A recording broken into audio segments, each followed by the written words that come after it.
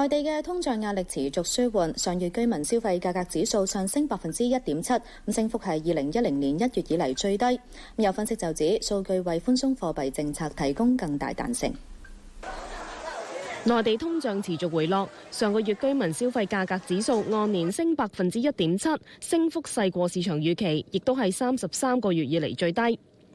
整體食品價格升幅由9月份嘅2.5%收窄到1.8%，主要係因為豬肉平咗，鮮菜價格升幅亦都由9月嘅1%大幅下降至1.1%。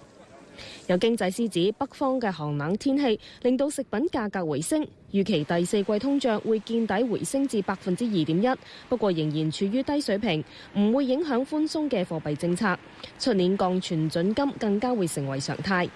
那這個流動性的話，直接肯定會導致大宗商品的價格上漲。對明年，這個肯定是一個 CPI 的這麼一個因素。那至於這個利率會不會下降呢？我覺得央行可能會比較謹慎，所以我覺得降準是比較可以預期的，並且降準呢，我們認為會進入一個就是降準的週期。多項數據亦都係比預期好，野村認為顯示經濟動力正在復甦。反映企業成本嘅工業生產者出廠價格指數連續8個月負增長，10月份跌2.8%，但係跌幅收窄，按月更加係回升0.2%，係自5月以嚟首次按月增長。工業增加值上個月升9.6%，升幅略為擴大。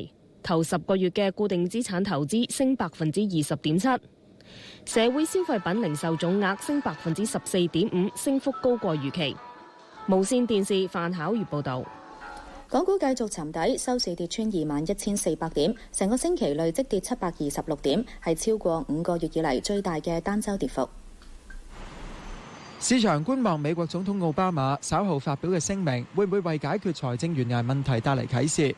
投資市場氣氛審慎，港股連續第2日受壓，內地數據理想亦都未能帶嚟支持，恒指跌至超過3星期低位，收報21,384點，跌182點，成交576億。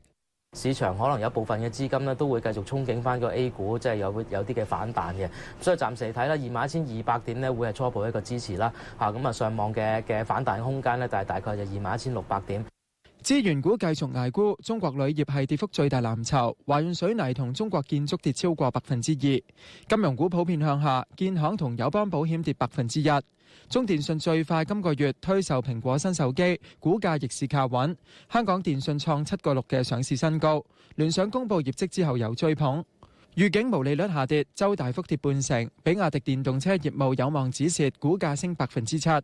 獲批喺加拿大上市嘅陽光油砂升1成。無線電視陳正樂報道。最活躍港股嘅收市價，建設銀行跌6仙，中國移動跌1蚊，安實50中國無升跌，聯想集團升3毫8，工商銀行跌2仙。匯豐控股跌5毫，騰訊控股跌3個6，中國平安跌1毫半，中國石油跌1毫，中國銀行跌2仙。期指方面，11月係跌咗236點，成交有85,000幾張。睇下其他消息，樓價指數再創新高，中原城市領先指數按星期升1.7%，咁係連續7星期創新高。不過數字未反映上個月27號生效嘅買家印花稅嘅影響。咁按星期咧係升咗1.5%㗎。有發展商就表示，咁希望政府因應市況，就樓市措施適時調整政策。而政府就指唔排除會檢討措施。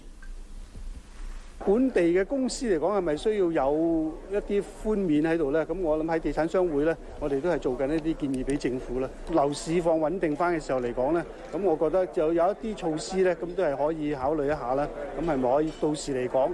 到時嚟講呢，係咪都可以係修改或者調整一下？咁我亦都希望呢，假如個情況係回復正常嘅時候呢，當然我哋嘅措施亦都係會翻返去正常嘅狀態。另外，發展局指現時整體物業市場都供應短缺，冇計劃就買家印花稅設定徵稅門檻。歐洲股市方面係個別發展，美元匯價日元79.37，英鎊1.5975，瑞士法郎0.9464，歐元1.2741，港元匯價每百日元9.7611，歐元9.8754，英鎊12.3803，瑞士法郎8.1841。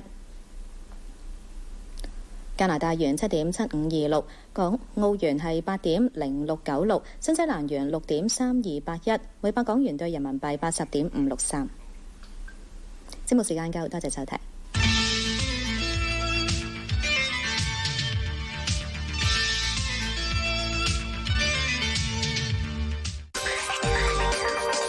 喺稍後請收睇大冬瓜。